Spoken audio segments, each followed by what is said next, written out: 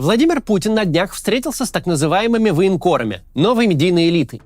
Такие встречи проходили и раньше, но в этот раз впервые публично. Впервые же за очень долгий срок мы услышали хоть сколько-то развернутые комментарии Путина о войне, которую он развязал.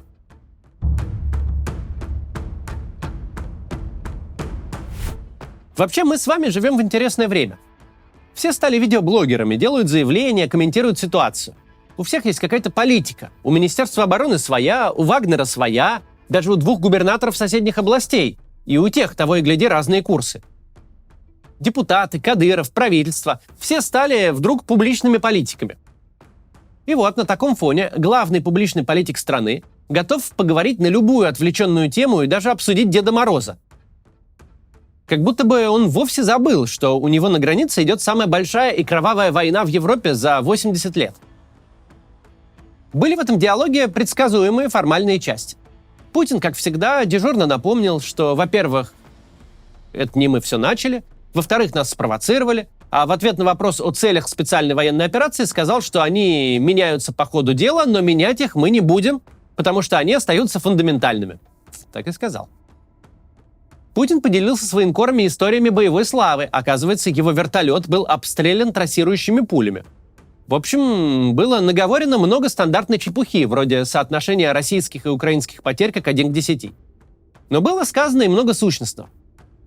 Прежде чем перейти к этому, давайте обсудим одну деталь, которая стала известна уже после встречи. Военкор Сладков в эфире с Кобеевой сказал, что провел неделю на карантине перед встречей с Путиным. С тем самым Путиным, который говорил, что понимает тяжкую долю военкоров и который якобы сам был под пулями. И для встречи вот с этим самым Путиным спустя более месяца с официального окончания пандемии все еще нужно отсидеть неделю карантина. Видишь, какой комнатный храбрец. Чуть что готовый рискнуть своей жизнью. Помимо смеха, это еще и очень важная информация, которая вносит ясность. Спустя почти 16 месяцев войны ничего не изменилось. Круг ежедневного общения Путина по-прежнему ограничивается людьми, у которых до такой степени нет настоящих дел и работы, что они готовы целую неделю провести в изоляции. Когда мы спрашиваем себя, какую информацию получает Путин и как формируется его картина мира, что он знает, а о чем не подозревает, надо помнить, он остался ровно в том же информационном вакууме под влиянием все тех же людей, которые были ему ближним кругом в момент принятия решения о войне с Украиной. Мы не знаем, кто именно контролирует список допущенных, кто составляет черные и белые списки, кто формирует содержимое тех самых папочек. Но факт в том, что Путин по сей день предельно изолирован и зависит от столь же изолированных людей. Это было важно проговорить для общего понимания момента. Теперь вернемся к тому, что можно вычленить из настолько же длинной, насколько бессвязной путинской речи.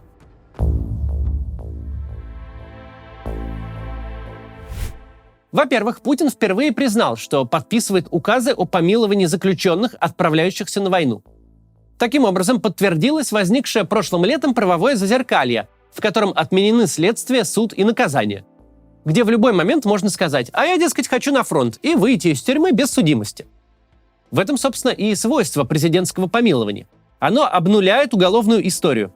Если произойдет рецидив, помилованный будет осужден как ранее несудимый.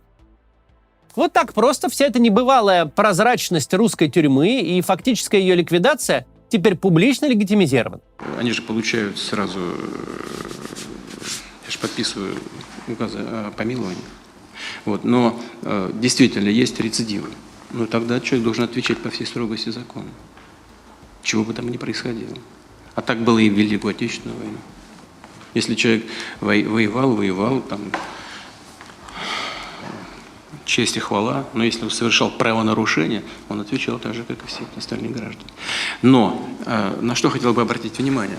Путин тем самым де-факто признал то, что вроде как было совершенно очевидным, но все равно интересно услышать именно из его уст. Весь этот перформанс, когда частное лицо Пригожин прилетает в колонию, разгоняет администрацию и забирает кого хочет, все это делалось с одобрения Путина и оформлялось его помилованием. Всех тех уголовников, которые, вернувшись с фронта, убивали пожилых женщин и насиловали маленьких девочек, выпустил из тюрьмы Путин своим личным указом. А из участников СВО есть рецидивы из освободившихся. 0,4%. Процент очень небольшой, да? Очень небольшой. Но это все равно ложка дегтя. Ну что, это жизнь. Она сложна и многообразна. И Ничего здесь не поделаешь, она диктует нам свои суровые законы. Так вот, во-вторых, Путин признал участие срочников в активных боевых действиях.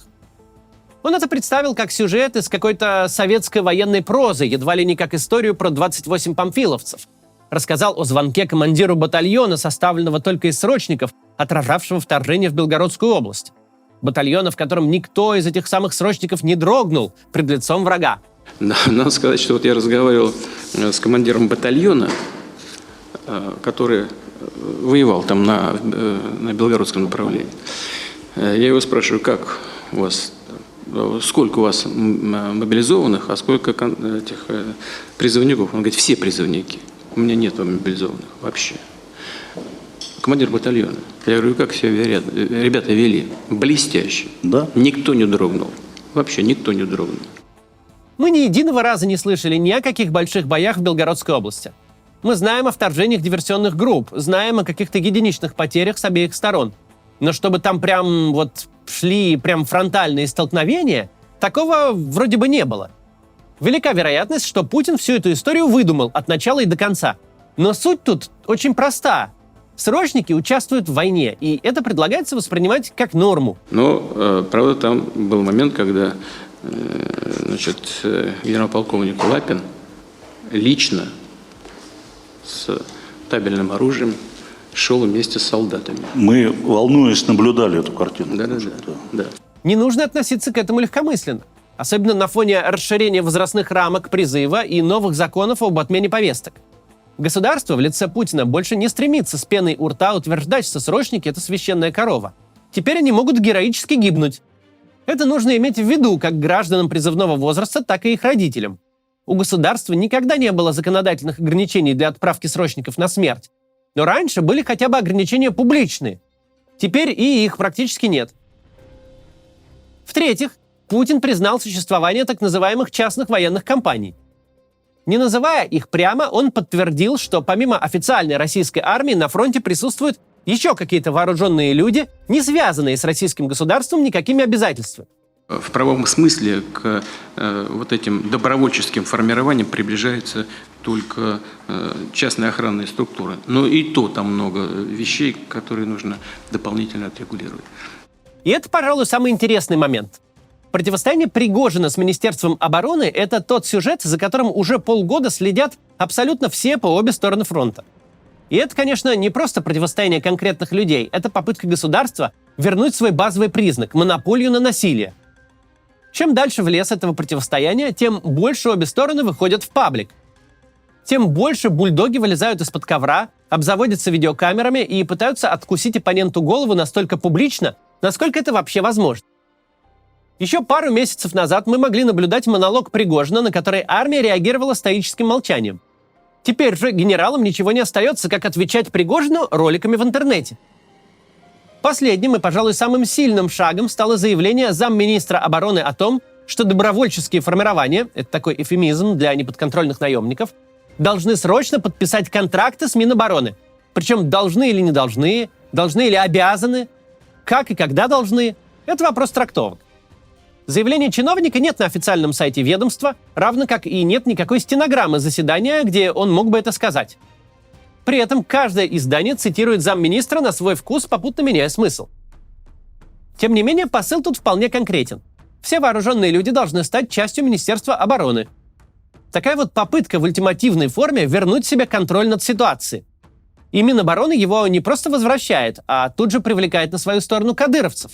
Формирование Ахмат на камеру подписывает договор с Министерством обороны, что фактически делает Ахмат частью регулярной армии. Но Пригожин на пункт не поддался и тут же в максимально категоричной форме дал понять, что не только Вагнер как организация, но и никто из наемников перспективы такого сотрудничества с армией даже не рассматривает. Когда Путин говорит о том, что все добровольческие формирования должны подписать контракт с Минобороны, мы хорошо понимаем, кого именно он имеет в виду и на чью сторону его удалось перетянуть. Совершенно исключено, что такой вопрос и такой ответ – это экспромты. Тут вполне продуманное сообщение одному конкретному человеку – Пригожину. И это что-то новенькое. Путин все годы своей карьеры положил на то, чтобы никакой дискуссии в паблике не возникало, а все вопросы решались за закрытыми дверьми. И даже к публичному обращению вооруженных людей к Путину мы уже привыкли. Но вот чтобы Путин им публично же отвечал, такого мы еще не видели. Причем, что особенно характерно, сделал он это в максимально мягкой, едва ли не заискивающей форме. Добровольческие формирования должны подписать контракт с Минобороны. И не потому, что наемничество в России вообще-то тяжкое уголовное преступление, а чтобы для наемников возникли социальные гарантии со стороны государства. Мы уже привыкли к перевернутому миру, созданному за последний год. Нас такие выкрутасы уже почти не впечатляют. Но вообще-то Путин годами строил свою риторику на самом примитивном легализме. Все должно быть по закону, закон суров, но он закон. И прямо сейчас все тот же Путин предлагает социальные гарантии вооруженным формированиям, само существование которых описывается десятком статей Уголовного кодекса. Будто речь идет не о вооруженных бандосах, а о репетиторах или слесарях, которым хорошо бы завести ИП, чтобы пенсия копилась. Пригожин не стал отмалчиваться и даже не посчитал нужным тихо саботировать инициативу Верховного Главнокомандующего. Ответ Путину пришел быстрый, прямой и недвусмысленный. «Пошел ты нахуй». Никто из бойцов ЧВК «Вагнер» не готов идти опять по пути позора, другими словами. И поэтому никто заключать договоры не будет.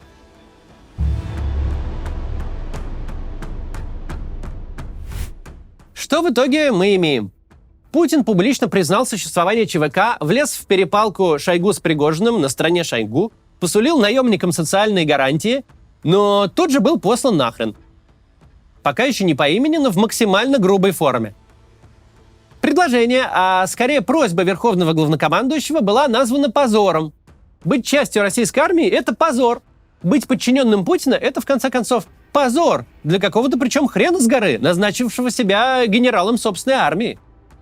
Совершенно очевидно, что не только армия, но и государство стремится запихать обратно в бутылку того самого джина, которого выпустили на волю в припадке безумия. Потому что в централизованном государстве такое явление, как Пригожин и его частные войска, не может существовать в принципе. Оно органически неприемлемо. Сейчас первая и главная задача – инкорпорировать бойцов, сделать их частью государственной машины, а проблему с полевыми командирами решить путем их физической ликвидации. Но по совершенно непонятной причине происходит это не привычными методами, как было с каждым, кто начинал раздражать путинский режим. Не путем тихой кончины смутьяна от сердечного приступа, вызванного новичком, ну или в бою, гибели, а посредством публичной дискуссии всех со всеми. Государство больше не принуждает себя подчиняться, оно теперь уговаривает. В конце остается главный вопрос. А зачем? Зачем вообще Путин выступает военным спикером?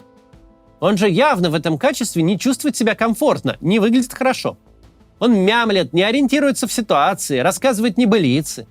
А лица военкоров, офигевших от недельного карантина, не выражают энтузиазма совершенно по поводу происходящего. Чем больше проходит времени, тем более разительна пропасть между Путиным, который 24 февраля, грозно вращая глазами, сулил страшный конец Украине и всем, кто посмеет встать на ее сторону, и Путиным, который комментирует происходящее как какой-то обозреватель, не имеющий реального влияния на ситуацию. На самом деле ответ довольно прост.